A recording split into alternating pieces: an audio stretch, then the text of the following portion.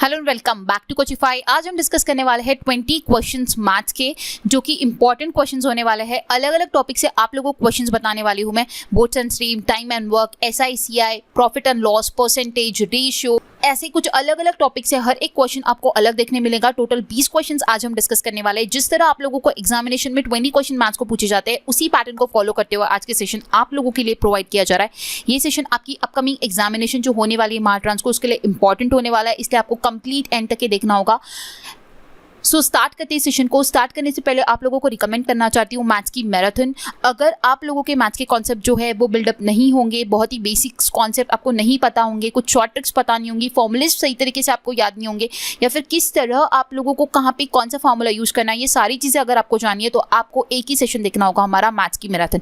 अगर आप ये सबसे पहले ये सेशन देखते हो और इसके बाद आप अपना मैथ्स का प्रिपरेशन स्टार्ट करते हो तो डेफिनेटली आपको कोई दिक्कत नहीं जाने वाली है। सो ये सेशन आप लोगों को मस्ट वॉच है बिफोर एग्जामिनेशन। पहले ये देखना है, इसके बाद आपको आपका प्रिपरेशन स्टार्ट करना है। आने वाले डेज में आप लोगों को मैं और भी जो वीडियोस है मैथ्स के वो प्रोवाइड करूंगी, नॉन टेक्निकल सारा आपका मैं प्रिपेयर करवाऊंगी, इसलिए आपको मेरे चैनल के साथ कनेक्टेड रहना होगा, ठीक है। सो स्टार्ट करते हैं। स्टार्ट करने से पहले ऑलरेडी मैथ्स का जो कोर्स है मैंने लॉन्च किया है, आप लोगों के लिए स्टार्ट कर दिया है। सो अगर आपने मैथ्स का मराठी का जो कोर्स है अगर वो परचेस नहीं किया होगा, अगर ज्वाइन नहीं किया होगा तो आप ज्वाइन कर सकते हो। 5 मई से है जो कोर्स चालू हो चुका है। 3 वीडियोज़ ऑलरेडी जा चुके हैं, अभी भी लेट नहीं हुआ है, आप अभी भी ज्वाइन कर सकते हो। प्रीवियस वीडियो आप कभी भी देख सकते हो और अपकमिंग वीडियो जो आपको मिलती रहेगी उसकी मैंने स्केड्यूल प्रोवाइड किया है। सो 5 जून तक हमारा ये कोर्स चलने वाला है, जिसको आप कभी भी ज्वाइन कर सकते हो, कितनी भी बार देख सकते हो। सिर्फ 99 रुपीज़ का कोर्स है ये। आपकी एग्जामिनेशन के लिए काफ़ी ज़्यादा इंपॉर्टेंट रहने वाला है, क्योंकि सारी डिटेल इन्फॉर्मेशन के साथ मराठी को मैंने एक्सप्लेन किया हुआ है। सो इसे ज्वाइन कीजिए। मैंने जो भी रिसेंट एक वीडियो प्रोवाइड किया आप लोगों के लिए मराठी का अपलोड किया चैनल पर, अगर आपने वो नहीं देखा होगा तो आप वो भी जाकर देख सकते हो। सो स्टार्ट करते हैं आज के सेशन को और देखते हैं आज का सबसे पहला क्वेश्चन। सो आज का हमारा सबसे पहला क्वेश्चन होगा, a person scores 45% of the total marks in the exam and still fail by 40 marks. The passing percentage of the exam is 55%. What is the maximum mark of the exam? Simple सा question है। Question में ये बोला गया है कि एक person जो है वो 45% जो है उससे टोटल मार्क्स मिलते हैं, लेकिन फिर भी वो 40 मार्क्स जो है उससे फेल हो जाता है। 45% मिलता है, फिर भी 40 मार्क्स से वो फेल हो जाता है। पासिंग परसेंटेज जो है वो है 55%। सो हमारा इसका इक्वेशन कुछ इस तरह बनेगा, passing percentage is equals to जितना टोटल मार्क्स परसेंट उसे मिला वो प्लस वो जितने से फेल हुआ। तो हमने क्या लिखा, 45% plus 40 marks is equals to 55%। मतलब कि जो पासिंग परसेंटेज है इज इक्वल्स टू जितना उसको मिला और जितने से वो फेल हुआ, ठीक है। ये हमारा इक्वेशन बन गया। अगर अपना ये इक्वेशन बन गया तो प्रॉब्लम बहुत इजी हो जाएगा। क्या करेंगे, 55% माइनस 45% करेंगे इज इक्वल्स टू 40 मार्क्स हो जाएगा। 55% minus 45 is equals to 10%। That means जो 10% रहेगा वो रहेगा 40 मार्क्स। तो हमें क्या निकालना है, मैक्सिमम मार्क्स। मैक्सिमम मार्क्स कितना रहेगा, 100%। सो 100% इज इक्वल्स टू व्हाट, 10% अगर 40 मार्क्स है तो 100% कितना हो जाएगा, 400। इसीलिए इस क्वेश्चन का करेक्ट आंसर क्या हो जाएगा, ऑप्शन सी। आई होप आपको समझ आया होगा। सिंपल सा प्रॉब्लम था, इसका इक्वेशन बनाना इंपॉर्टेंट था। इक्वेशन ऐसा बना 45%, फिर भी वो 40 मार्क्स से फेल हो गया, इसलिए हमने क्या उसमें प्लस 40 मार्क्स अगर उसको मिलते तो शायद वो पास हो जाता था, इसलिए हमने उसमें 40 मार्क्स जो है वो ऐड किया। इज इक्वल्स टू कितना लिखा हमने, 55%, वो था टोटल पासिंग मार्क्स, ठीक है। इससे हमने इक्वेशन लिखा और उसको सॉल्व किया। हमारा फाइनल आंसर जो हमें मिला वो था 400 मार्क्स। और जब भी आपको मैक्सिमम मार्क्स पूछा जाएगा एग्जामिनेशन में, आपको कंसिडर करना है maximum marks is equals to 100%, ठीक है। ये चीज़ ध्यान में रखनी है। सो ऑप्शन सी इस क्वेश्चन का करेक्ट आंसर होगा। बढ़ते आगे, नेक्स्ट क्वेश्चन है हमारा average based. The average marks obtained in a class of 50 students is 70% and the average of the first 25 is 60% and that of 24 is 80%. What is the maximum marks obtained by the last student? Question में ये पूछा गया है कि 50 student की एक class है, ठीक है, और सबको जो एवरेज मार्क्स प्रोवाइड मिले हैं वो है 70%। 50 स्टूडेंट्स को जो एवरेज मार्क्स मिले हैं वो है 70%। अब जो पहले 25 है उनको मिला 60%। अब हम इसे किस तरह सॉल्व करेंगे, आपको ये अच्छे से देखना होगा। पहले 25 को मिला है 60%, उसके बाद जो 24 है उसको मिला है 80%। तो बचा कितना, सिर्फ एक। लास्ट स्टूडेंट बचा सिर्फ एक, क्योंकि 25 और 24 होता है 49 और टोटल थे 50, तो बचा एक, तो वो एक को कितने मार्क्स मिले यही हमें निकालना है। अगर हमने एवरेज 25 इंटू 60% अगर हमने ये किया, फिर 25 इंटू 60 प्लस 24 को 80 मिला तो 24 इंटू 80 किया, प्लस लास्ट वाले को कितना मिला ये हमें नहीं पता, इसलिए हम लिखेंगे x divided by number of students कितने थे 50 और एवरेज क्या है हमारा सबका 70। एवरेज इज इक्वल टू क्या होता है, sum of observation upon number of observation. ठीक है, मतलब कि टोटल जो होते हैं वो ऊपर लिखा जाता है और जितना नंबर नीचे होता है वो हम नीचे लिखते हैं। ये होता है एवरेज का फॉर्मूला। सो हमने 25 इंटू 60 अगर हम करते हैं तो कितना आ जाएगा 1500, क्योंकि 25 6 जा होता है 150 और 0 हम उसमें ऐड कर देंगे। देन 24 8 जा होता है 192, तो 1920 हो जाएगा, plus x divided by 50 is equals to 70। फिर 1500 प्लस 1920 का एडिशन करते हैं तो कितना हो जाएगा 3420 प्लस x, और फिर ये जो 50 है ये उधर मल्टीप्लिकेशन में चल जाएगा, तो 70 इंटू 50 इज इक्वल टू हो जाएगा 350 एंड उसको 0 ऐड हो जाएगा, 7 5 35 एंड 2 0 को ऐड हो जाएंगे। ठीक है, देन 3500 माइनस अगर हम 3420 करते हैं तो आंसर हो जाएगा 80%। दैट मीन्स जो लास्ट स्टूडेंट था उसको कितना परसेंट मिला है, 80% मिला है। समझ आया? टोटल स्टूडेंट्स थे 50, उसमें से 25 का हमें पता था कि उसको 60 मिले, नेक्स्ट 24 को पता था 80 मिले, लास्ट वाले का नहीं पता तो लास्ट वाले का हमने x कंसिडर किया। ठीक है, बाकी तो बहुत ही सिंपल सा क्वेश्चन था, तो ऑप्शन डी जो है इस क्वेश्चन का करेक्ट आंसर हो जाएगा। ठीक है, बढ़ते आगे। नेक्स्ट क्वेश्चन होगा, the percentage of a metal in a mine of lead ore is 60%। Now the percentage of silver is 3/4 of the metal and the rest is lead. If the mass of ore extracted from the mine is 8000 kg, the mass in kg of lead is। Again simple question है, कुछ भी difficult नहीं है। Maths के question को धीरे धीरे read करना है, समझना है एंड उसके अकॉर्डिंगली सॉल्व करना है, तभी आप मैथ्स की प्रॉब्लम को सॉल्व कर पाओगे। अगर आपने क्वेश्चन को रीड कर लिया और समझ के नहीं रीड किया तो क्वेश्चन डिफिकल्ट बन जाएगा और आप उसको डिफिकल्ट समझ के स्किप कर दोगे। बट ऐसा नहीं होता है, प्रॉब्लम को पढ़ना पड़ता है, उसे समझना पड़ता है एंड देन फिर उसे इंप्लीमेंट करना होता है। ठीक है, सो सबसे पहले हमें क्या बोला है यहाँ पे, एक चीज़ हमें क्या पता चली है कि 8000 kg जो है उस माइन में जो है उस ओर को एक्सट्रैक्ट किया है। The mass of ore extracted from the mine is 8000 kg। जो मास है उस माइन का जिसको एक्सट्रैक्ट किया वो टोटल कितना है 8000 kg है। ठीक है, पहले लाइन में क्या बोला गया था कि the percentage of a metal in a mine of lead ore, एक लीड ओर की माइन है उसमें मेटल का परसेंटेज कितना दिया है 60% दिया हुआ है।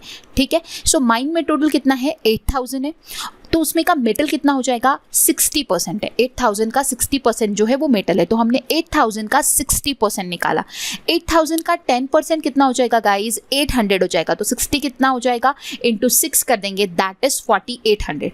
ठीक है, समझ आया? सो उसमें टोटल मेटल जो है वो है 4800 का। ठीक है, मतलब माइन के अंदर में जो टोटल मेटल है वो 4800 है, लेकिन उसमें से now the percentage of the silver is 3/4 of the metal. जो मेटल हमने निकाला उसका 3/4 जो परसेंट है वो सिल्वर है, तो हम 4800 का 3/4% निकालेंगे जो कि हो जाएगा सिल्वर। ठीक है, और जो बचा हुआ है वो लीड है और वही हमें निकालना है यहाँ पर।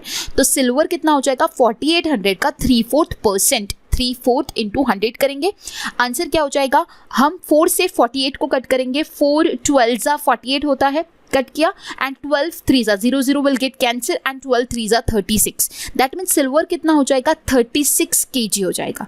ठीक है, सिल्वर कितना हो जाएगा मेटल में 36 kg हो जाएगा।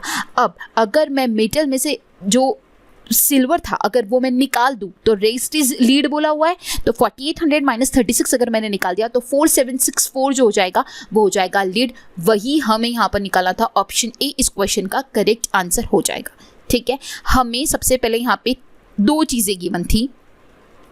गिवन सबसे बड़ी पहले चीज़ जो थी वो ये थी कि मास, हमें उस माइन के अंदर में कितना मास ऑफ ओर है जो कि एक्सट्रैक्ट किया हुआ है वो हमें दिया हुआ था, दैट इज 8000 एंड उस 8000 में मेटल का परसेंटेज हमें गिवन था जो कि था 60%। ठीक है, तो हमने निकाल लिया कि मेटल एक्चुअली में कितना है 4800 का मेटल है उस माइन के अंदर में। ठीक है, अब बोला गया था कि वो माइन तो है लीड की, लेकिन उस लीड के माइन में जो है 60% मेटल है और जो 60% मेटल है ना उसी का 3/4 जो है वो सिल्वर है, 3/4% सिल्वर है, तो हमने 3/4 निकाल लिया, that is 36 and rest is lead, that means 4764। जो 36 सिल्वर निकला वो हम 4800 में से माइनस कर देंगे, तो 4764 will be the lead in और लीड जो था वो और जो था वो उस माइंड में था, इसलिए ऑप्शन ए इस क्वेश्चन का करेक्ट आंसर हो जाएगा। ठीक है, बढ़ते आगे। नेक्स्ट क्वेश्चन है 3 years ago, the average age of family of 5 members was 27 years. On addition of a child to the family, the percentage average age of the family is still 27 years. Find out the present age of a child. Question simple सा है again, हमें average और edges इन दोनों को मिला के हमें इस प्रॉब्लम को सॉल्व करना है। मेनली ये जो प्रॉब्लम है ये एजेस का है। ठीक है, हमें क्या बोला गया है, 3 साल पहले जो एवरेज एज था 5 फैमिली मेंबर्स का वो 27 साल था। तो सबसे पहले जब भी हम एजेस का प्रॉब्लम सॉल्व करते तो प्रेजेंट एज और अगो और आफ्टर ये लिखना नहीं भूलना, अगो एंड आफ्टर। ठीक है, प्रेजेंट अगो मतलब कि पहले, बिफोर एंड आफ्टर मतलब कि हेंस, ये सारी चीज़ें तो उसके बाद लिखेंगे। प्रेजेंट एज के 3 साल पहले की उनने बात बताई कि 3 साल पहले जो था वो 5 मेंबर का 27 साल जो था वो एवरेज एज थी 5 मेंबर्स की। ठीक है, अगर हम टोटल एज निकाल दे 5 मेंबर की तो कितनी हो जाएंगी, 27 × 5 दैट इज 135। इतना समझ आया। अब अगर मैं बोलूँ उनकी प्रेजेंट एज क्या होगी, तो मैं क्या करूँगी, उन 3 मेंबर की जो एज हो जाएगी प्रेजेंट में मुझे करनी है, तो 3 × 5 करूँगे 15 से बढ़ जाएगा। दैट इज प्रेजेंट की अगर मैं एज बात करूँ, टोटल एज 5 मेंबर की कितनी होगी, वो जाएगी 150, क्योंकि 135 प्लस 3 इयर्स पहले की बात थी, इसलिए हर एक मेंबर में 3-3 साल से वो बढ़ जाएगा प्रेजेंट एज में आने के लिए। हर एक मेंबर 3 साल से बढ़ेगा, मतलब टोटल कितना साल से बढ़ेगा, 15 ईयर से 3 × 5 15, 135 प्लस 15 दैट इज 150। मतलब कि टोटल प्रेजेंट एज 5 मेंबर की अभी की है 150। अब प्रॉब्लम क्या कहता है, on addition of a child to the family, अब प्रेजेंट एज में जो चाइल्ड है वो भी आ चुका है और अब जो प्रेजेंट एज है फैमिली की वो बन चुकी है स्टिल 27 ईयर, फिर भी 27 साल ही है। तो हमें बताना है कि चाइल्ड की प्रेजेंट एज क्या है। अब हमने प्रेजेंट का निकाल दिया कि 150, चाइल्ड आया तो x हुआ, टोटल मेंबर अब कितने हो गए, 6 हो गए, इसलिए हम 6 से डिवाइड करेंगे क्योंकि पहले 5 थे बट अब इसमें चाइल्ड भी आ चुका है। तो 150 प्लस x मतलब चाइल्ड की एज हमें नहीं पता, अब टोटल मेंबर कितने हो गए, 6 हो गए, इज इक्वल टू हमारा एवरेज एज कितना है, 27 है। कितना है, 27 है। आप लोगों को एवरेज का फॉर्मूला पता होना इंपॉर्टेंट है। Average age is equals to sum of observation upon number of observation. ठीक है, सो एवरेज का हमने 27, सम ऑफ ऑब्जर्वेशन मतलब 150 plus x upon number of observation मतलब है 6। अब इसको क्रॉस मल्टीप्लाई करेंगे, 150 plus x is equals to 27 × 6 होता है 162। 162 में से अगर 150 माइनस करते हैं तो एक्स का एज होता है 12, that is the present age of the child, इसलिए ऑप्शन डी इस क्वेश्चन का करेक्ट आंसर हो जाएगा। ठीक है, समझ आया, ऑप्शन डी करेक्ट आंसर हो जाएगा। 3 साल पहले की एज दी थी, हमने प्रेजेंट एज में कन्वर्ट कर दिया उसको एंड फिर चाइल्ड आ गया तो उसमें एक्स ऐड किया, डिवाइडेड बाय कितने मेंबर हुए, 6 इज इक्वल टू हमें एवरेज एज गिवन था वो लिखा, क्रॉस मल्टीप्लाई किया एंड आंसर निकाला। ठीक है, बढ़ते आगे। नेक्स्ट क्वेश्चन होगा, average weight of 8 sailor in a boat is increased by 1 kg if one of them weighing 56 kg is replaced by a new sailor. The weight of the new sailor is what? अब again थोड़ा interesting question है, अच्छा question है। Question में क्या बोला गया है कि 8 सेलर जो थे बोट के, उनकी एज जो है 1 kg से बढ़ गई जब उसमें से एक जो सेलर था जो कि 56 किलो का था उसको रिप्लेस किया गया न्यू सेलर के साथ। तो हमें बताइए न्यू सेलर का वेट क्या है। हम इसका फॉर्मूला कुछ इस तरह लगाएंगे, मेंबर इन अ ग्रुप कितने हैं, 8 इंटू जितने साल से एज इंक्रीज हुई वो करेंगे, member in a group into age increase is equals to difference of replacement. ये आपको ध्यान में रखना है, it is the short trick of this problem. तो ये आपको शॉर्ट ट्रिक ध्यान में रखनी होगी। जब भी आपको रिप्लेसमेंट वाला प्रॉब्लम आता है तो आपको कुछ इस तरह सॉल्व करना होगा, member in a group into age increase is equals to difference of replacement. ठीक है, डिफरेंस ऑफ रिप्लेसमेंट मतलब क्या होता है, जो न्यू कमर माइनस मैन गोइंग आउट, मतलब जो न्यू कमर आया वो माइनस जो निकल रहा है वो। अब जब इसमें वैल्यू पुटअप करेंगे तब आपको समझ आ जाएगा। मेंबर इन ग्रुप कितने थे, 8 थे। अब 8 मेंबर थे लेकिन एज कितने से बढ़ी, एज 1 किलो से बढ़ी। ठीक है, इज इक्वल्स टू न्यू कमर जो आया उसकी एज क्या है हमें नहीं पता, हम क्या कंसिडर करेंगे, एक्स प्लस जो इंसान जा रहा है one of them weighing is replace by new seller बोला गया, तो जो जा रहा है वो कितने किलो का है, 56 किलो का है, माइनस 56। समझ आया। अब इसी इक्वेशन को हम सॉल्व करेंगे, 8 × 1 is 8, 8 is equal to x minus 56, therefore x is equal to 56 plus 8, x is equal to हो जाएगा 64। दैट मीन्स एक गया और एक आया, जो आया वो था 64, उसके वजह से जो बाकी एक्सेलर थे उनकी सबकी एज 1 किलो से बढ़ गई। इसलिए ऑप्शन बी इस क्वेश्चन का करेक्ट आंसर हो जाएगा। जब भी आपको रिप्लेसमेंट वाला प्रॉब्लम नजर आएगा तो आप इस टाइप का जो फॉर्मूला है वो अप्लाई करोगे, that is member in a group into age increase is equals to difference of replacement. And what is difference of replacement? Newcomer minus man going out. Okay, बढ़ते आगे। Next question होगा हमारा, a box contains 56 in form of coin of 1 rupee, 50 paisa and 25 paisa. The number of 50 paisa coin is double the number of 25 paisa coin and 4 times the number of 1 rupee coin. How many 50 paisa coin are there in a box? Question में क्या बताया गया है, एक box है जिसमें 56 जो है रुपीस के कॉइन है, जिसमें 56 रुपीस के कॉइन है। ठीक है, कुछ 1 रुपीस के, कुछ 50 पैसा के एंड कुछ 25 पैसा के।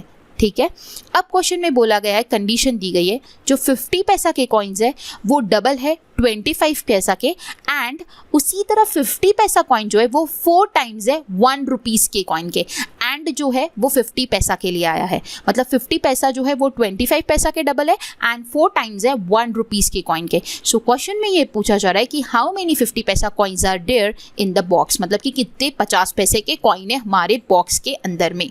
सबसे पहले हम कंसिडर करेंगे 1 रुपी कॉइन को x, तो हमारा 50 पैसा कॉइन कितना हो जाएगा 4x, क्योंकि उन्होंने कहा कि 1 रुपीस के 4 टाइम्स है 50 पैसा, तो हमने 4x कर दिया। उसी तरह उन्होंने क्या कहा है कि 50 पैसा जो है वो 25 पैसा के डबल है, दैट मीन्स 25 पैसा कितना हो जाएगा 2x, क्योंकि 2x का डबल 4x हो जाएगा और x का 4 टाइम्स हो जाएगा 50 पैसा। हमारी कंडीशन फुलफिल हो गई अकॉर्डिंग टू क्वेश्चन। ठीक है, अब हम इस क्वेश्चन को सॉल्व करेंगे।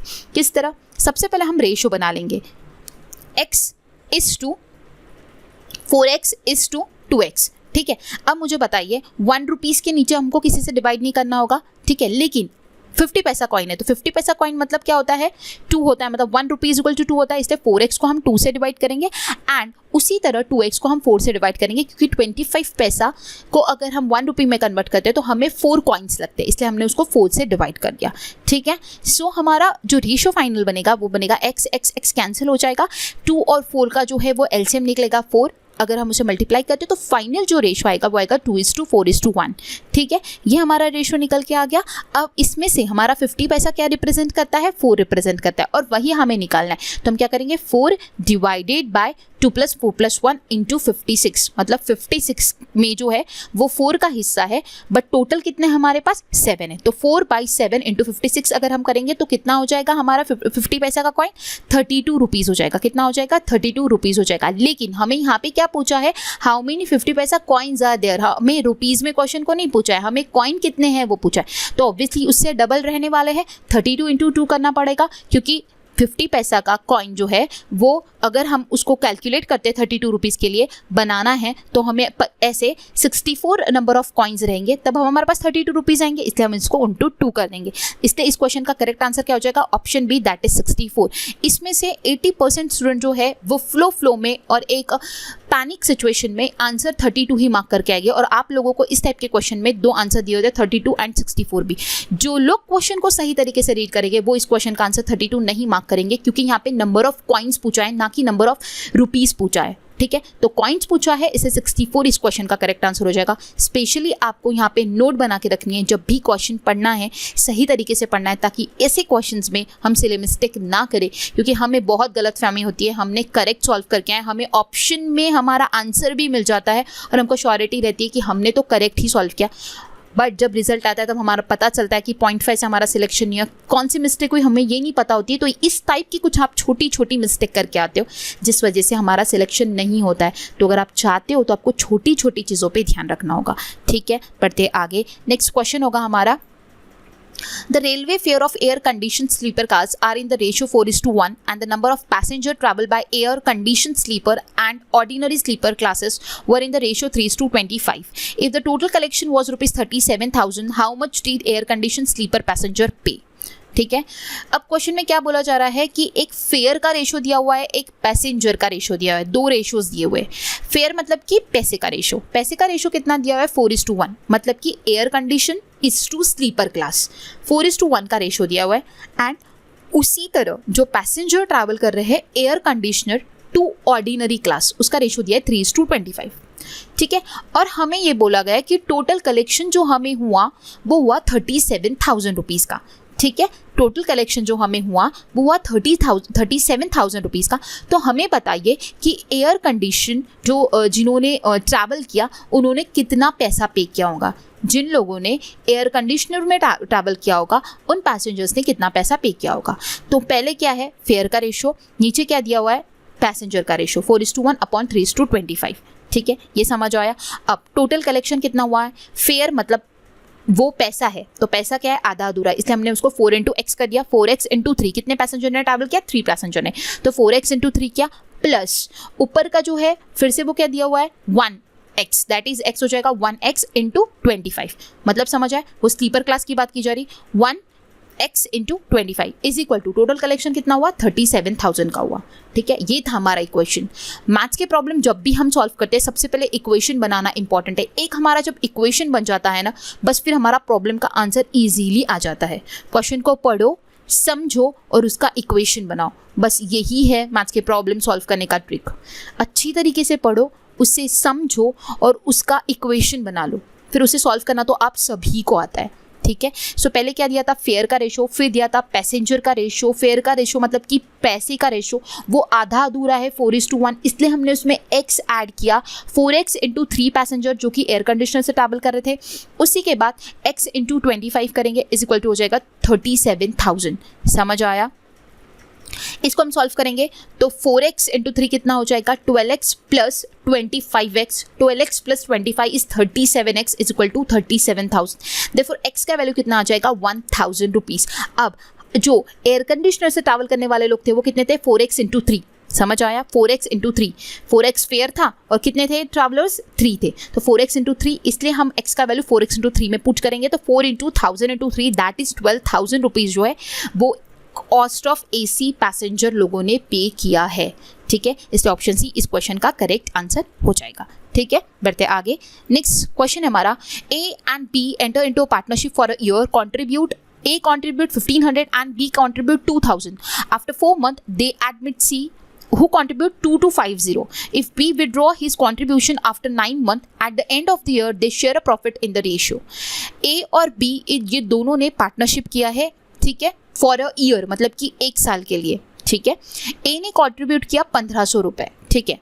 क्वेश्चन को पूरा पढ़ना है, जब भी पार्टनरशिप का प्रॉब्लम सॉल्व करोगे बहुत इंपॉर्टेंट होता है, क्योंकि 1 साल के लिए किया, 2 साल के लिए किया, 3 साल के लिए किया, ये जब तक नहीं समझेगा जब तक आप कंप्लीट क्वेश्चन को अटेम्प्ट नहीं करोगे, पढ़ोगे नहीं, ठीक है। सो हमें किस तरह पता चला कि 12 महीने के लिए किया, क्योंकि क्या बोला A and B entered into a partnership for a year, that means 1 year, ठीक है। लेकिन B के लिए कंडीशन दी हुई है, इसलिए हम B में 12 नहीं लिख सकते क्योंकि B ने विड्रॉ किया है his contribution after 9 month, that means B contribute his money for only 9 month, ठीक है। ये लिखना होगा, मतलब A की जगह हम लिखेंगे 1,500 × 12, B की जगह लिखेंगे 2,000 × 9 मंथ के लिए उसने डाला। बट C जो है उसके लिए भी एक कंडीशन दी गई है कि C ने after 4 month C admit and who contributes 2,250, that means 4 महीने बाद अगर 12 में से 4 महीने गए तो बचते कितने 8 महीने, तो 8 महीने के लिए C आया और उसने 2,250 रुपये जो है वो कॉन्ट्रीब्यूट किए, ठीक है। सो हमारा अगेन जो ये है एक रेशो बन गया A:B:C का, यही इंपॉर्टेंट था, ठीक है, जो कि हमने बना लिया। 1 साल का पार्टनरशिप था, A ने डाला 1,500 × 12 महीनों के लिए, B ने जो है 9 महीने के बाद उसने विड्रॉ कर लिया था इसलिए 2,000 × 9 किया। C जो है वो 4 महीने बाद आया, दैट मीन्स वो 8 महीने के लिए आया 2,250 अमाउंट के साथ। अब इसका हम फाइनल रेशो बनाएंगे, ठीक है। सबसे पहले सबका 0,0,0 कट कर दिया, ठीक है।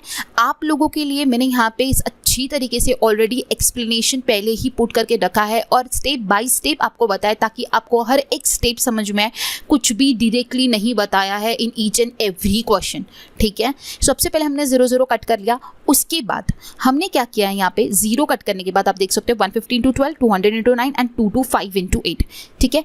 उसके बाद जो है 3 से डिवाइड किया हुआ है, 3 5 = 15 तो हो जाएगा 50 × 12, फिर 200 × 9 जा वहाँ पे 3 3 = 9 तो 3 हो गया, फिर 3 से 225 को डिवाइड किया तो 75 आया, 75 इंटू 8।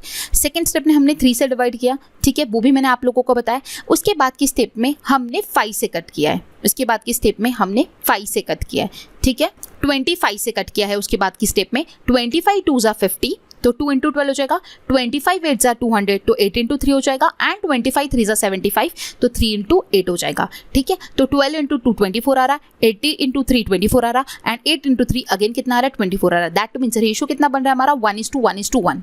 इसको आप जितना ईजी वे से कट कर सकते हो उतना ईजी वे से कर सकते हो, ये आपका चॉइस है। मैंने स्टेप बाय स्टेप आप लोगों को बताया, बहुत ईजिली कट हो जाता है ये। कोई भी नंबर से जितना बड़ा नंबर से कट करोगे उतना क्विक आंसर पाओगे, ठीक है। तो फाइनल रेशियो जो हमें मिला है वो 1:1:1 का लिखा है, और वही हमें निकालना था कि हमें, उन्होंने क्या पूछा था, at the end of the year they share the profit in the ratio, they share the profit in the ratio 1:1:1। That is option D इस क्वेश्चन का करेक्ट आंसर होगा, ठीक है। बढ़ते आगे। A and B started a business with initial investment in the ratio of 5:7. If after 1 year they profit were in the ratio 1:2 and the period for A's investment was for 7 months, B invested the money for what? Simple question है, क्या बोला गया है कि A and B ने investment किया है, ठीक है, बिजनेस में, ठीक है। सो उनका जो इन्वेस्टमेंट रेशियो है वो है 5:7, ठीक है। आफ्टर 1 ईयर, 1 साल के बाद जो है उनका प्रॉफिट का रेशियो कितना निकल कर आया, 1:2 का निकल के आया। ए ने अगर इन्वेस्ट किया है 7 महीने के लिए, तो बताइए कि बी ने कितने महीने के लिए किया, ये हमें निकालना है, ठीक है। अब आप लोगों को ये फॉर्मूला पता होना इंपॉर्टेंट है, investment into time is equals to profit. जब भी इस टाइप का प्रॉब्लम आता है, investment into time is equals to profit. अब इन्वेस्टमेंट कितना किया था, A:B का, मतलब 5:7 का। इन्वेस्टमेंट मतलब कि पैसा लगाया होगा, पैसा आधा अधूरा दिया हुआ है तो 5x इंटू 7x कर देंगे, ठीक है। तो हमने क्या लिखा, इन्वेस्टमेंट हो गया 5x। उसके बाद इन्वेस्टमेंट इंटू टाइम मैंने आपको बताया था, तो ए का टाइमिंग कितना दिया हुआ है, 7 महीने के लिए, तो इन्वेस्टमेंट इंटू टाइम लिखा 5x इंटू 7 अपॉन बी का इन्वेस्टमेंट कितना था, 7x इंटू, हमें पता है क्या, नहीं, वही हमें निकालना है, तो हम लिखेंगे y। हम क्या लिखेंगे, y इज इक्वल्स टू, हमारे पास प्रॉफिट का रेशो कितना है, 1:2। कितना है प्रॉफिट का ratio, 1:2। Profit investment into time is equals to profit. x will get cancel, 7 will get cancel, और 5 2 से मल्टीप्लाई हो जाएगा, और y का वैल्यू हो जाएगा 10। दैट मीन्स बी जो इन्वेस्ट कर रहा है अपना पैसा वो 10 महीने के लिए कर रहा है। ऑप्शन ए इस क्वेश्चन का करेक्ट आंसर हो जाएगा। आई होप आपको समझ आया होगा, ठीक है। बढ़ते आगे। सो नेक्स्ट क्वेश्चन है हमारा, a manufacturer sells an article to wholesale dealer at a profit of 20%, the wholesale dealer sell it to a retail merchant at a loss of 5%, find out the resultant profit और loss. Question ऐसा है कि manufacturer जो है वो अपने article को wholesale dealer को बेचता है 20% के प्रॉफिट से, एंड होलसेल डीलर जो है वो रिटेल मर्चेंट को बेचता है 5% के लॉस से। तो हमें क्या बताना है कि एट द एंड प्रॉफिट हुआ या फिर लॉस हुआ, ठीक है। जब भी इस टाइप का क्वेश्चन पूछा जाता है, प्रॉफिट है एक लॉस है, तब हम नेट परसेंट चेंज का फॉर्मूला अप्लाई करते हैं। नेट परसेंट चेंज का फॉर्मूला होता है +-x +-y +-xy अपॉन 100, ठीक है। तो सबसे पहले क्या है, हम अप्लाई करेंगे परसेंटेज का फॉर्मूला। परसेंटेज के फॉर्मूला में जब अपन वैल्यू डालेंगे तो हो जाएंगे 20 -5 + 20 इंटू -5 अपॉन 100। हमने वैल्यूज पुटअप कर दी, ठीक है, फॉर्मूला में। आंसर क्या हो जाएगा फिर, 20 - 5 कितना हो जाएगा, 15 - 1 तो कितना हो जाएगा, 15%, क्योंकि 25 का कितना होता है, 100 होता है। 100 कैंसिल हो जाएगा, -1 ऊपर बचेगा, 15 - 1 कितना हो जाएगा, 14%।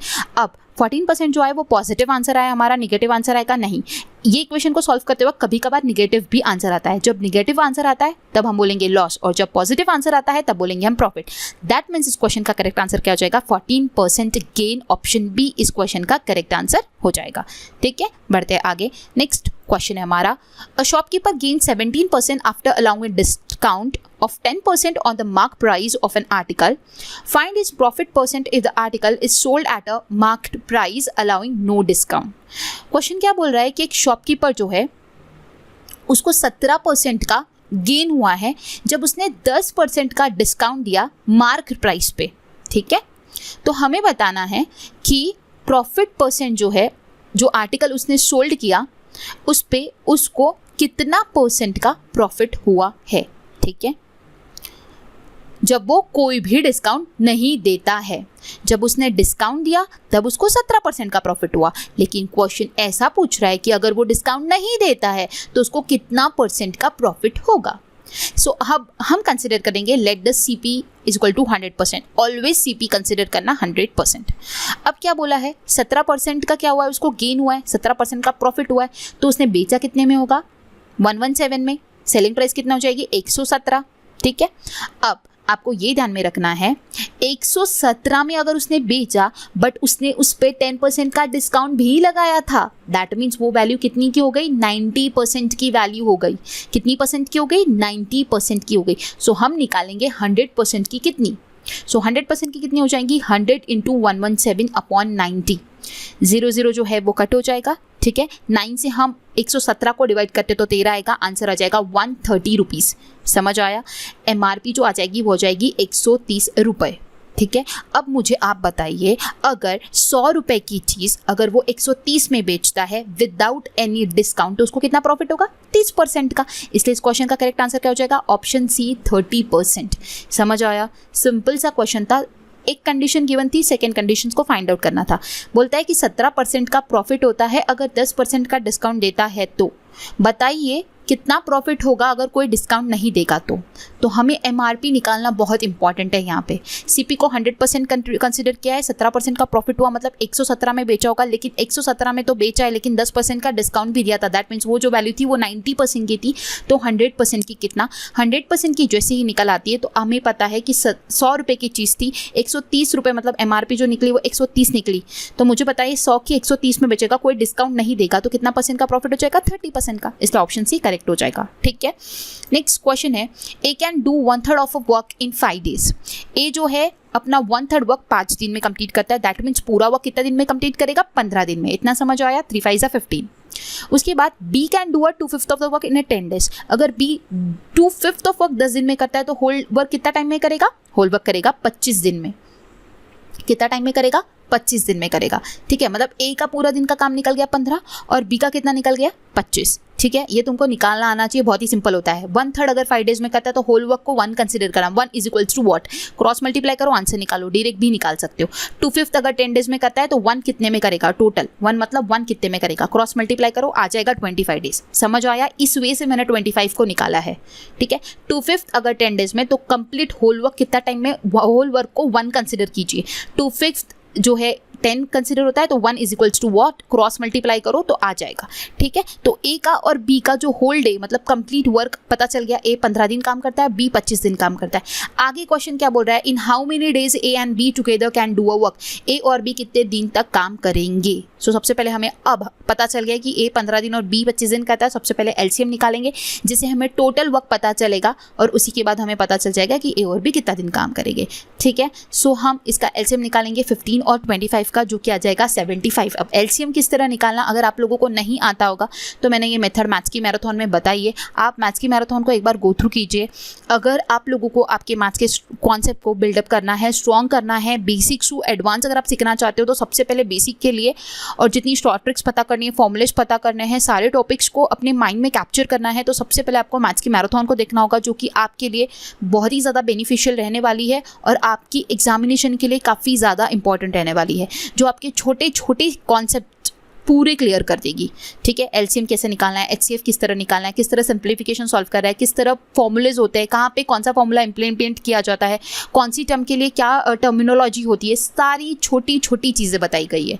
तो बहुत ही ज़रूरी है आपको वो देखना जब भी आप मैथ्स का प्रिपरेशन करना चाहते हो और जब भी स्टार्ट कर रहे हो मैथ्स का प्रिपरेशन, तो सबसे पहले मैथ्स की मैराथन को देख लीजिए एंड उसके बाद आप प्रिपरेशन स्टार्ट कीजिए, आपको कोई डिफिकल्टी नहीं आएगी, ये मैं आपको गारंटी देती हूँ, ठीक है। तो अभी हमें LCM निकालना था 15 और 25 का, जो कि निकला 75। जब भी हमारा LCM निकल जाता है वही होता है टोटल वर्क, ठीक है। सो 75 को 15 से डिवाइड करते हैं तो A जो है वो 5 हो जाएगा, 5 पर डे वर्क करता है और 25 3 पर डे वर्क करता है। अगर दोनों को मिला के बात की जा रही, दोनों मिलाएंगे तो एक दिन में कितना काम करते हैं, 8 काम करते हैं, तो उन्हें टोटल काम मतलब टोटल जो 75 वर्क है तो कितना दिन लगेगा उसके लिए, 75 डिवाइडेड बाय 8, तो कितना दिन लगेगा। अगर हम इसको डिवाइड करते हैं 75 बाय 8 को डिवाइड करते हैं तो आंसर आ जाए 9 3 बाय 8, क्योंकि 9 8 72 होता है, बचेगा 3, तो 3 बाय 8, दैट मीन्स ऑप्शन इसका B करेक्ट आंसर हो जाएगा, ठीक है। नेक्स्ट क्वेश्चन है हमारा, 2 pipes A and B can separately fill a tank in 6 hours and 8 hours respectively. Both the pipes are open together but after 1.5 hour later, pipe A is turned off. How much time will it take to fill the tank? Question simple सा है. Question में ऐसा कहा जा रहा है कि दो पाइप्स है, एक A और एक B. A जो है वो 6 घंटे के लिए एक टैंक को फिल करता है और B जो है वो 8 घंटे के लिए टैंक को फिल करता है. दोनों पाइप जो है वो एक साथ खोले जाते हैं, लेकिन 1.5 घंटे बाद A को टर्न ऑफ कर दिया जाता है. तो बताइए कि कितना टाइम बाद टैंक जो है वो फिल होगा. ठीक है, सिंपल क्वेश्चन है. A का 6 और B का 8, ये दोनों के आवर्स गिवन है, तो इन दोनों का एलसीएम निकाल लेंगे, जिससे हमें पता चल जाएगा कि टोटल वर्क कितना है. ठीक है, टोटल टैंक का कैपेसिटी कितना है, जो कि आ जाएगा 48. 6 और 8 का अगर आप एलसीएम निकालते हो तो आ जाएगा 48. दैट मीन्स A का इफिशियंसी आ जाएगा 8, क्योंकि हम 48 से अगर 6 को डिवाइड करते तो 8 A का इफिशियंसी आ जाएगा और B का इफिशियंसी आ जाएगा 6. दोनों का टोटल इफिशियंसी कितना हो जाएगा, 14 हो जाएगा. अब आपको एक बात ध्यान में रखनी है, A सिर्फ 1.5 घंटे के लिए चालू है. पहले 1 घंटे के लिए वो 14 फिल करेगा. ठीक है, क्योंकि A का कैपेसिटी कितना है, 8 है. A और B दोनों भी जो है 1.5 घंटे के लिए चालू है. ठीक है, दोनों का इफिशियंसी कितना है, 14 है. तो 14 इंटू 1 पहला हो जाएगा 1 घंटे का, और हाफ आवर का कितना हो जाएगा, 14 का आधा. दैट मीन्स कितना हो जाएगा, 7. ठीक है, तो 14 + 7 कितना हो जाएगा, 21. मतलब पहले 1.5 घंटे में 21 वर्क, मतलब कि 21 कैपेसिटी जो है वो कवर अप हो जाएगी. तो 48 - 21 अगर हम करते तो बचता कितना है, 27. और बचा हुआ 27 जो है वो कौन फिल्डअप करेगा, बचा हुआ 27 6 फिल्डअप करेगा, मतलब कि B फिल करेगा, B की इफिशियंसी काम करेगी. ठीक है, सो 27 से हम 6 को अगर डिवाइड करते हैं, B की इफिशियंसी को अगर डिवाइड करते हैं तो कितना आवर्स आता है, 4.5 कीजिए आप. 6 4 से कितना होता है, 24. 3 बचेगा, 0.0 आ जाएगा, 6 5 30. तो 4.5 आवर्स B अकेला जो है वो फिल्डअप करेगा. अब मुझे बताइए कितना टाइम में पूरा टैंक फिल्ड हुआ. पहले दोनों ने मिलकर 1.5 घंटा काम किया, फिर B ने अकेले ने 4.5 घंटे काम किया. तो 1.5 + 4.5 कितना हो जाएगा, 6 आवर्स लगा उस टैंक को फिल्डअप होने के लिए, मतलब कि उस टैंक को भरने के लिए. समझ आया, सिंपल सा क्वेश्चन था. दोनों का सेपरेट जो है टैंक फिल करने के आवर्स गिवन थे, जिससे हमने टोटल वर्क कैपेसिटी निकाल लिया उस टैंक का. टोटल वर्क उन लोगों को कितना करना है, इंडिविजुअल अकेले का इफिशियंसी निकल गया. A और B का टोटल इफिशियंसी हो गया 14.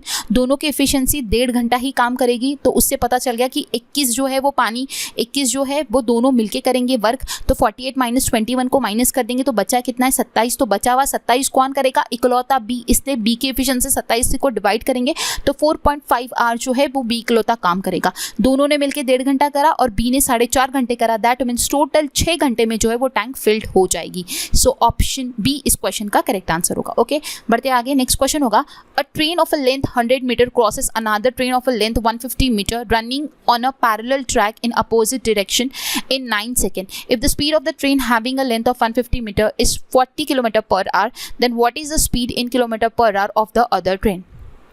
सिंपल क्वेश्चन है.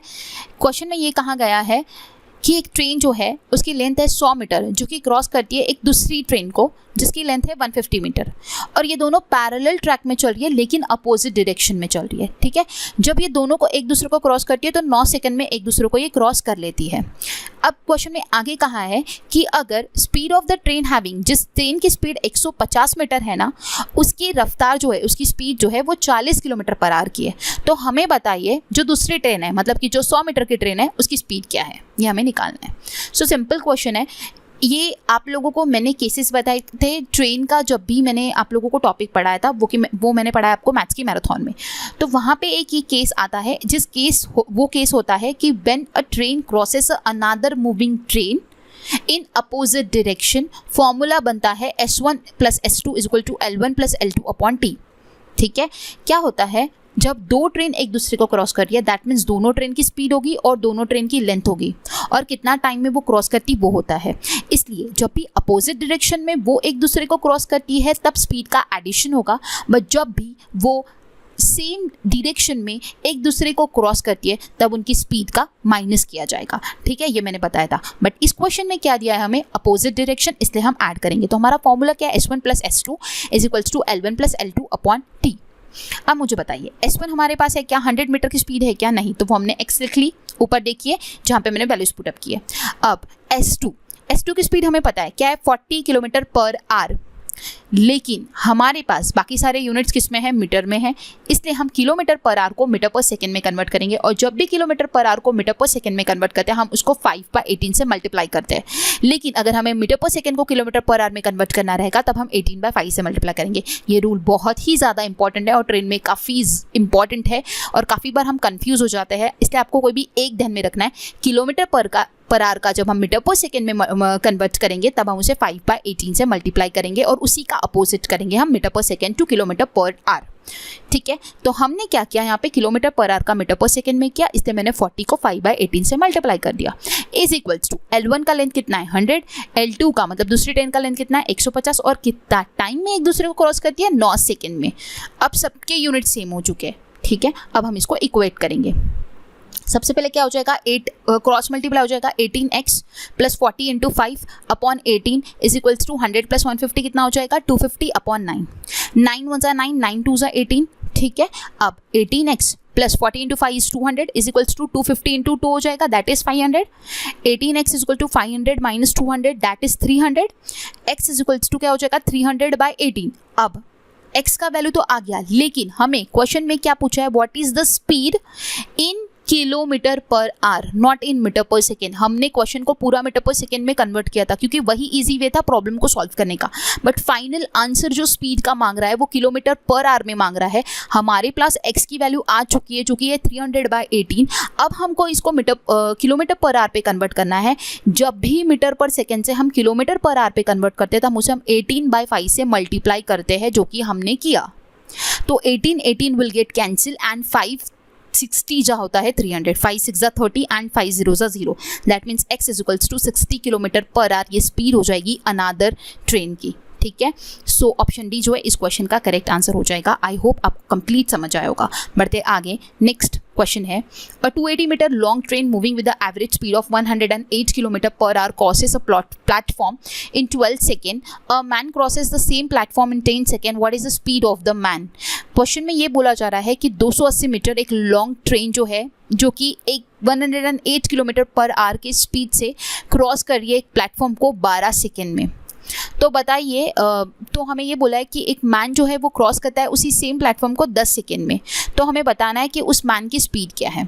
देखो, सबसे पहले हमें यहाँ पे क्या दिया है, एवरेज स्पीड दी हुई है किसकी, ट्रेन की। कितनी दी हुई है 108 किलोमीटर पर आवर। ठीक है, लेकिन बाकी सारा मीटर पर सेकेंड में, तो सबसे पहले हमें इसको मीटर पर सेकेंड में कन्वर्ट करना होगा। तो स्पीड ऑफ ट्रेन हमारी कितनी निकल जाएगी, ठीक है, 108 किलोमीटर पर आवर दिया है, मीटर पर सेकेंड में कन्वर्ट करेंगे तो 108 इंटू 5/18 करेंगे।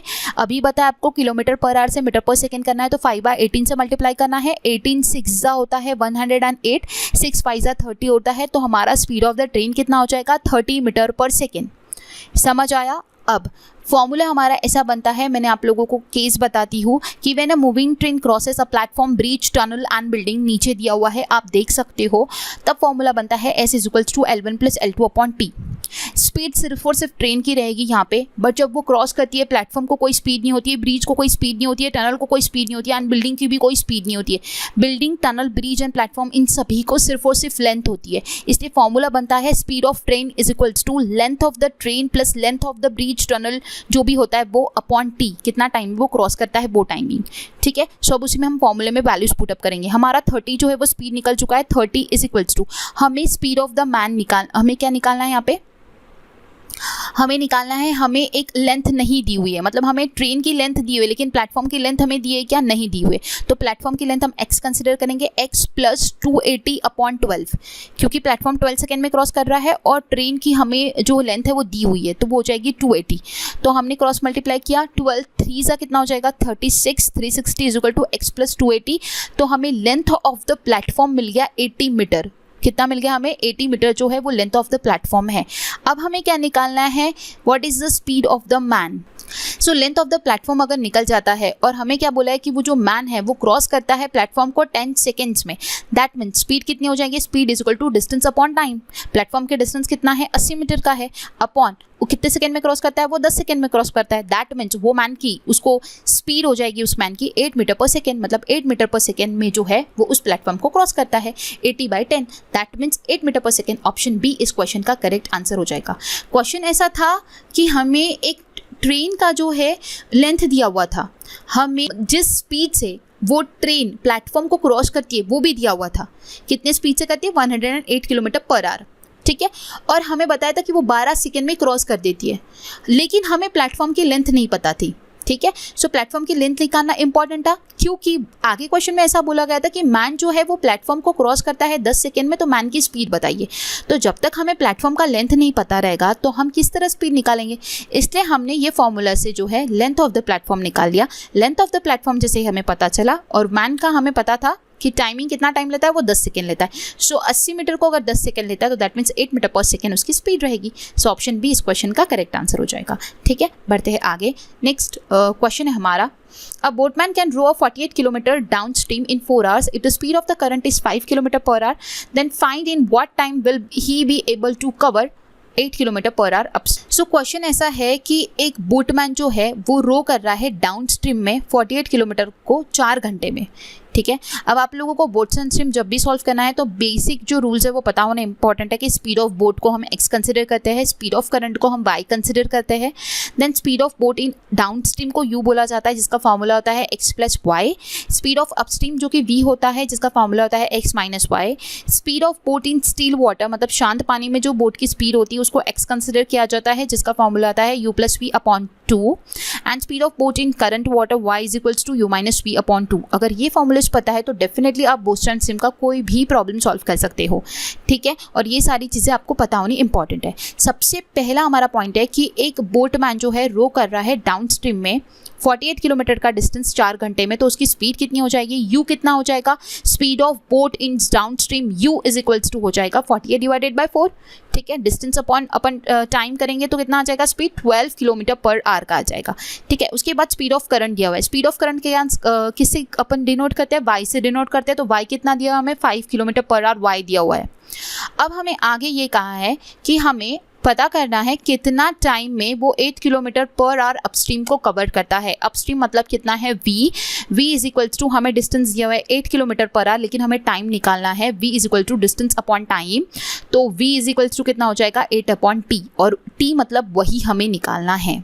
तो आप मुझे अब बताइए, अगर मैं यहाँ पे फॉर्मूला डालूँ, formula number 6, speed of boat in current water जो कि हमें पता है 5 है, u हमें पता है 12 हमारा निकल गया है, उसमें से v का वैल्यू जो है वो 8/t है जिसमें से हमें t निकालना है और अपॉन में 2 है। अगर मैं वहाँ पे वैल्यू पुटअप करूँ तो क्या मैं t निकाल सकती हूँ, यस मैं निकाल सकती हूँ। तो मैं यहाँ पे फॉर्मूला नंबर 6 को अप्लाई करूँगी, y is equals to u minus V upon 2, y का वैल्यू है मेरा 5, u का वैल्यू मेरा 12 आया है, v का वैल्यू जो है वो 8/t अपॉन 2।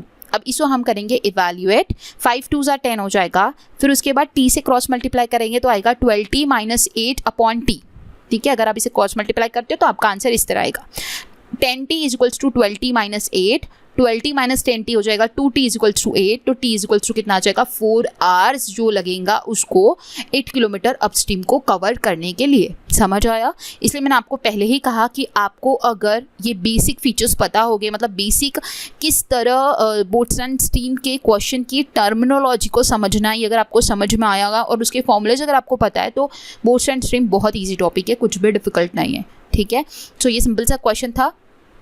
बढ़ते हैं आगे। नेक्स्ट क्वेश्चन होगा हमारा, a sum of money double itself in 8 hours in how many years it will get triple. Question में ये बोला गया है कि एक सम ऑफ मनी जो है वो डबल होता है 8 साल में, कितना साल में वो ट्रिपल होगा, ठीक है। सो ये SICI का प्रॉब्लम है और एक शॉर्ट ट्रिक वाला प्रॉब्लम है कि जब भी कुछ सम ऑफ मनी एक सर्टेन रेट ऑफ इंटरेस्ट से n टाइम्स के लिए बढ़ता है, तो आप बताइए सर्टेन ईयर्स के बाद वो कितना टाइम से बढ़ेगा, मतलब कितना m टाइम्स से वो बढ़ेगा। तो उसका फॉर्मूला होता है, शॉर्ट ट्रिक होता है T2 is equals to m-1 upon n-1 is into T1, जो कि आपको ध्यान में रखना है, इंपॉर्टेंट है, काफ़ी बार एग्जामिनेशन में देखने मिलता है। तो यहाँ पे अभी मैं आपको बताती हूँ कि क्या क्या क्या डिनोट करता है।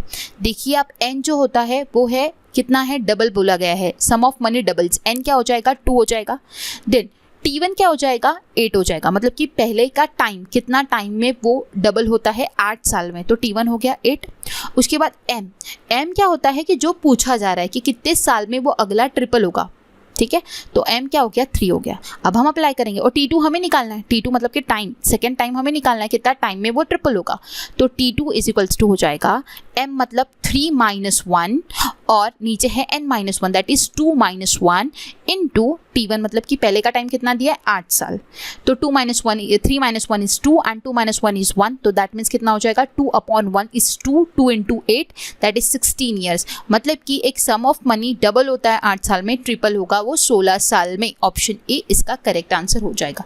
ये मैंने शॉर्ट ट्रिक से आपको बताया, ये इस टाइप का क्वेश्चन है तो आप इजीली फटाक से आंसर कर पाओ, इसे ये शॉर्ट ट्रिक आपको बताई है, ठीक है। सो नेक्स्ट क्वेश्चन है हमारा, the difference between CI and SI for 2 years at the rate 20% per annum is 8 rupees. What is the principle? Question में जब भी आप लोगों को सिंपल और कंपाउंड इंटरेस्ट का डिफरेंस पूछा जाएगा फॉर 1 ईयर, फॉर 2 ईयर और 3 ईयर, आपको किस तरह अटेम्प्ट करना है मैं बताऊंगी। सबसे पहली बात तो 1 साल का सिंपल इंटरेस्ट और SI का जो डिफरेंस होता है वो ऑलवेज जीरो होता है, ये आपको ध्यान में रखना पड़ेगा।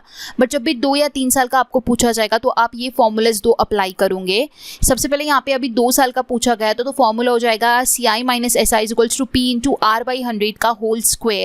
लेकिन अगर आपको यहीं पे 3 साल का पूछा जाएगा तो पहले आप 2 साल का जो फॉर्मूला है वो एज इट इज लिख दोगे इनटू 300 प्लस R/100, ये एडिशनल उसमें ऐड कर दोगे तो वो फॉर्मूला बच जाएगा फॉर 3 इयर्स CI और SI का डिफरेंस, ठीक है। जब भी आपको 1, 2 या 3 साल के लिए पूछा जाएगा तो 1 का आंसर 0 रहेगा, 2 का फॉर्मूला रहेगा CI minus SI is equals to P into R/100 का whole square, and for 3 years same formula 2 years का बट एडिशनल उसमें ऐड होगा into 300 plus R/100। Okay, so ये था पहले इन्फॉर्मेशन अबाउट अगर क्वेश्चन डिफरेंस पूछा गया तो किस तरह अटेम्प्ट करना है। अब हम करेंगे इसका आंसर। सो अगर हम वैल्यूज पुटअप करते हैं फॉर 2 ईयर के फॉर्मूला को आप देख सकते हो, CI माइनस SI का जो डिफरेंस दिया हुआ है वो 8 दिया हुआ है, तो 8 हमने लिखा इज इक्वल्स टू प्रिंसिपल हमने निकालना है तो प्रिंसिपल को P लिखा इनटू हमें जो R है वो 20, रेट ऑफ इंटरेस्ट कितना दिया है 20 दिया है तो 20/100 का होल स्क्वायर, ठीक है। वही फॉर्मूला है वही अप्लाई किया, तो 8 into P into whole square मतलब 2 बार मल्टीप्लाई करेंगे 20/100 इंटू 20/100, 0 0 0 0 जो है वो कैंसिल हो जाएगा, ठीक है। उसके बाद हमने 8 को P इक्वल टू क्या हो जाएगा 8 इंटू 10 इंटू 10 अपॉन 2 इंटू 2, समझ आया। अब इसको और कट करेंगे, 2 4 ज़ा 8, 2 2 ज़ा 4, 2 इंटू 10 इंटू 10 दैट इज 200 जो है वो प्रिंसिपल हो जाएगा। ऑप्शन बी इस क्वेश्चन का करेक्ट आंसर हो जाएगा, ठीक है, समझ आया। सो नेक्स्ट क्वेश्चन है हमारा quantity 1 and quantity 2 based question. इसके लिए हमें कुछ डेटा दिया होता है, उसे हमें सॉल्व करना होता है एंड अकॉर्डिंगली फिर हमें कंपेयर करके बताना होता है क्वांटिटी 1 और क्वांटिटी 2 का रिलेशन क्या है। सो सबसे पहले हमें जो डेटा मेंशन है वो ये है कि a train of 500 metre length can cross completely a platform of 1000 metre length in 5 metre. मतलब कि क्या बोला गया है कि एक ट्रेन जो है वो 500 मीटर लेंथ की है जो कि एक 1000 मीटर प्लेटफॉर्म की लेंथ का जो प्लेटफॉर्म है उससे 5 मिनट में क्रॉस करती है। तो हमें ये डेटा दिया हुआ है। सबसे पहले क्वांटिटी 1 में क्या बोला है हमें कि what is the speed of the train in metre per second. Metre per second में हमें बताइए कि वो ट्रेन की स्पीड क्या रहेगी, और क्वांटिटी 2 में हमें 10 मीटर पर सेकेंड ऑलरेडी बताया हुआ है। सो हम सबसे पहले स्पीड ऑफ द ट्रेन जो है वो निकाल लेते हैं। स्पीड ऑफ द ट्रेन का फॉर्मूला क्या हो जाएगा, मैंने आपको बताया when a train crosses a platform, formula हो जाएगा speed of the train is equals to length of the train plus length of the platform upon T, ठीक है।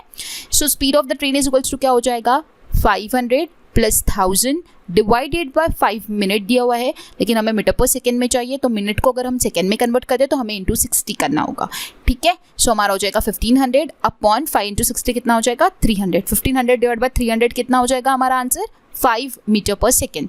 सो हमारा क्वांटिटी 1 क्या निकल गया है, हमें स्पीड ऑफ द ट्रेन निकालना था जो कि हमारा निकला 5 metre per second, and quantity 2 क्या है 10 मीटर पर सेकेंड। सो हमारा रिलेशन यहाँ पे क्या बनेगा quantity 2 is greater than quantity 1, that means option C जो है इस क्वेश्चन का करेक्ट आंसर हो जाएगा। आई होप आपको समझ आया होगा। इस टाइप में आपको कोई भी क्वेश्चन आ सकता है, मतलब आपको वर्क टाइम एंड वर्क आ सकता है, यहाँ पे आपको बोथ एंड स्ट्रीम आ सकता है, यहाँ पे आपको कोई भी टॉपिक आ सकता है। आपको इसी वे से सॉल्व करना होगा। आपको डेटा दिया होगा एंड आपको क्वांटिटी 1 क्वांटिटी 2 दिया होगा, अकॉर्डिंगली आपको प्रॉब्लम को सॉल्व करना है एंड कंपेयर करके आपको क्वेश्चन का आंसर मार्क करना है। ओके, बढ़ते आगे। नेक्स्ट क्वेश्चन मतलब कि आज के सेशन का लास्ट क्वेश्चन होगा total ages of Bharti, Aarti and Preeti is 96 years. जिस टाइप का हमने एजेस का प्रॉब्लम किया उसी टाइप का सेम प्रॉब्लम है। यहाँ पे दिया है कि भारती, आरती और प्रीति जो है इन तीनों की जो प्रेजेंट एज है वो 96 ईयर्स है, ठीक है। टोटल एज, तीनों की टोटल प्रेजेंट एज जो है वो 96 ईयर्स है। 5 ईयर्स अगो, 5 साल पहले इन तीनों का जो रेशो है एजेस का वो है 2:3:4। So what is the present age of Preeti, Preeti का प्रेजेंट एज पूछा है, ठीक है। सो आप लोगों को अभी यहाँ पे पता चल गया होगा कि प्रेजेंट एज का टोटल ईयर्स हमें पता है और 5 साल पहले का हमें रेशो पता है। तो हम इसका इक्वेशन बनाएंगे 2x + 5 + 3x + 5 plus 4x plus 5 is equal to 96। आगे अब तीनों के दोनों प्रेजेंट एज में, क्योंकि 2x 3x 4x ये तो इनके 5 साल पहले की बात थी, अगर 5 साल बाद इनको लाना है तो तीनों में 5 ईयर्स ऐड करना होगा। सो हमने 2x plus 5, 3x plus 5 and 4x plus 5 is equal to 96 कर दिया। अब हम इसे इक्वेट करेंगे, 3 प्लस 4 कितना हो जाएगा 7, 7 प्लस 2 कितना हो जाएगा 9, 9x plus 15 is equals to 96, 9x is equal to 96 minus 15 that is 81। So 9x को 81 से डिवाइड करते हैं तो आंसर हो जाएगा 9। सो x की वैल्यू कितना आ जाएगा 9, लेकिन प्रीति क्या रिप्रेजेंट करती है 4x प्लस 5। समझ आया क्यों? क्योंकि हमें प्रेजेंट एज निकालना है प्रीति की। 4x वो रिप्रेजेंट करती है before 5 years, but present age की बात की जाए तो वो रिप्रेजेंट करता है 4x प्लस 5, इसलिए 4 into 9 plus 5 that is 36 plus 5 41 years जो है वो प्रीति का प्रेजेंट एज है। ऑप्शन सी इस क्वेश्चन का करेक्ट आंसर हो जाएगा। सो यहाँ पे हमने 20 क्वेश्चंस पढ़े मैथ्स के, मैंने अलग अलग टॉपिक्स के आपको क्वेश्चंस पढ़ाए। आई होप आपको सारे क्वेश्चंस जो है वो समझ आए होंगे। जहाँ पे भी आप लोग कुछ डाउट आया होगा आप कमेंट बॉक्स में कमेंट कर सकते हो। आने वाले डेज में आप लोग कौन से सेशन चाहते हो, रीजनिंग, मैथ्स, मराठी, आप जो भी सेशन चाहते हो, जो भी आपकी रिक्वायरमेंट होगी आप कमेंट बॉक्स में कमेंट कर सकते हो। आप लोगों को जिस तरह मैंने मराठी का जो कोर्स लॉन्च किया, अगर आपने नहीं परचेस किया होगा तो आप वो परचेस कर सकते हो, क्योंकि अगर आप लोगों की एग्जामिनेशन जो है उसका नोटिफिकेशन रिलीज हो चुका है। आप लोगों को अभी साइमल्टेनियसली टेक्निकल नॉन टेक्निकल सारे सब्जेक्ट्स की पढ़ाई स्टार्ट कर देनी है, तो मैंने आपको कब स्टार्टिंग में ही बताया था। अगर आप लोगों को स्टडी स्टार्ट करनी है और आपको नहीं समझ आ रहा है कि मराठी का प्रिपरेशन किस तरह करे और किस तरह उसको प्रिपेयर करे आपके आने वाले एग्जामिनेशन के लिए, उसी को ध्यान में रखते हो आप लोगों के लिए ये कोर्स हमने लॉन्च किया है। तो जिन भी स्टूडेंट्स ने इस कोर्स को नहीं ज्वाइन किया होगा वो लोग ज्वाइन कर सकते हैं। बहुत अच्छा कोर्स है, काफ़ी स्टूडेंट का बहुत पॉजिटिव फीडबैक हमें देखने मिला है। अगर आप भी ज्वाइन करोगे तो डेफिनेटली आपको भी काफ़ी फ़ायदा होगा, क्योंकि कंप्लीट मराठी व्याकरण डिटेल में प्रोवाइड किया गया है। सो नहीं ज्वाइन किया होगा तो ज्वाइन कर सकते हो। अगर आपको आज का वीडियो पसंद आएगा तो वीडियो को लाइक कीजिए, अपने ज़्यादा फ्रेंड्स के साथ शेयर कीजिए। जल्दी और न्यू वीडियोस आप लोगों के लिए प्रोवाइड किए जाएंगे। मराठी का भी न्यू वीडियो आप लोगों के लिए प्रोवाइड किया है, आपने नहीं देखा होगा तो आप वो भी जाकर देख सकते हो। सो और भी काफ़ी सारे वीडियो आप लोगों के लिए लाइंड अप है, और जो भी आप चाहते हो वो भी आपको प्रोवाइड किए जाएंगे। लेकिन आपको उसके लिए सब्सक्राइब करना होगा, चैनल को सब्सक्राइब नहीं किया होगा तो, और बेल बटन को भी प्रेस करना होगा ताकि जब भी नया वीडियो है उसकी नोटिफिकेशन आपको सबसे पहले मिले। So guys, thanks for watching and have a nice day.